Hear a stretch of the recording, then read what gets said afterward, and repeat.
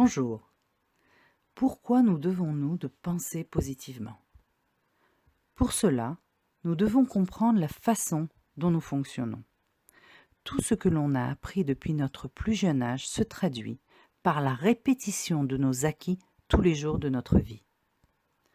En réalité, notre inconscient est comme un ordinateur qui a été programmé de par notre éducation, nos habitudes, nos douleurs, nos joies, en un mot, nos croyances. Prenons un exemple.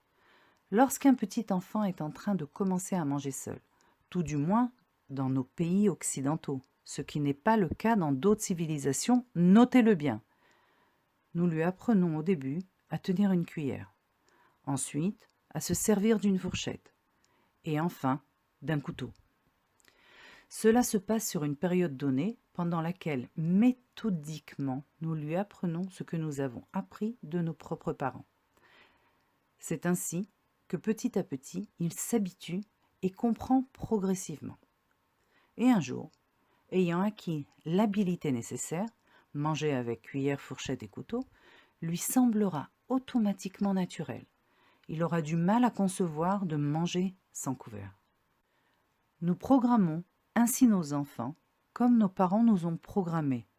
Ceci n'est pas un jugement, c'est factuel. Penser positivement est exactement la même chose. Vous pouvez être une personne de nature optimiste et avoir grandi dans une famille à tendance pessimiste, c'est-à-dire entendre toute votre vie des affirmations négatives qui parlent d'échecs, de difficultés et de dureté de la vie. Avec le temps, votre façon de penser sera devenue identique à la façon de penser des membres de votre famille.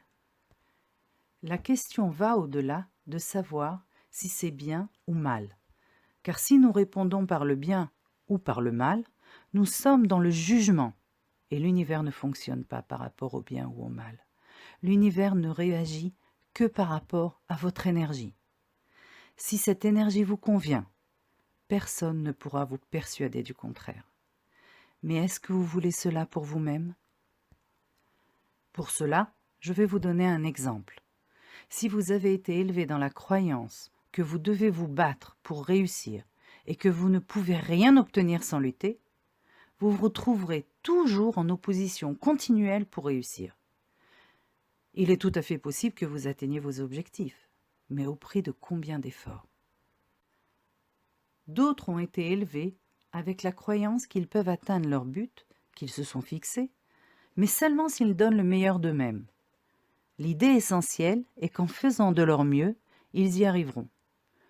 Pour eux, faire de leur mieux ne signifie pas se battre, mais utiliser le maximum de leur potentiel. Leur ressenti s'en trouvera totalement différent, et de la même manière, les comportements qui en découlent. Nous voyons là que ce que nous croyons et pensons détermine nos comportements au quotidien. Ce n'est bien sûr pas la seule chose déterminante. En revanche, c'est quelque chose que vous seul pouvez faire évoluer pour vous-même. Personne, pas même le meilleur des thérapeutes, ne pourra le faire à votre place.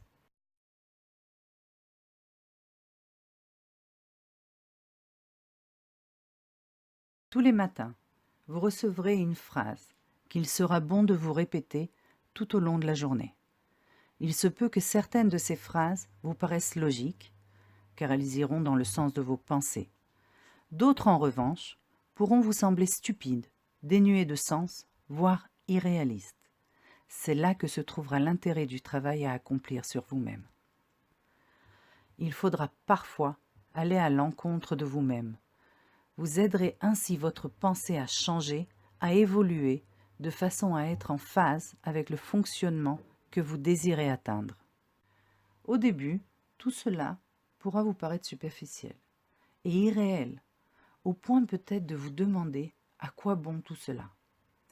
Mais avec le temps, progressivement, votre inconscient, qui lui fonctionne selon vos croyances, s'adaptera à vos nouvelles acquisitions. Les choses vous sembleront alors plus faciles, voire naturelles. Elles n'auront pourtant pas changé. C'est vous qui aurez changé le regard que vous portez sur elles. Et de là, votre ressenti s'en trouvera modifié. Par exemple, une personne à tendance pessimiste sera de plus en plus appelée à regarder le verre à moitié plein que celui à moitié vide. Cela ne veut pas dire que le à moitié vide n'existe pas, mais seulement que la moitié pleine prendra plus d'importance à ses yeux. Son ressenti s'en trouvera automatiquement, très fortement influencé. Alors, vous allez me poser ces questions. Combien de temps cela prend-il pour faire ce travail? Au bout de combien de temps en récolte-t-on les fruits? Je vais vous poser une question. Enfant, combien de temps avez-vous mis pour apprendre à marcher? Combien de temps avez-vous mis pour apprendre à lire et à écrire? Voilà, vous avez la réponse.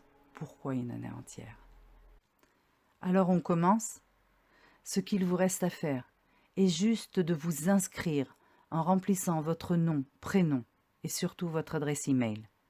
Je vous souhaite de réussir sur ce chemin, sur votre chemin.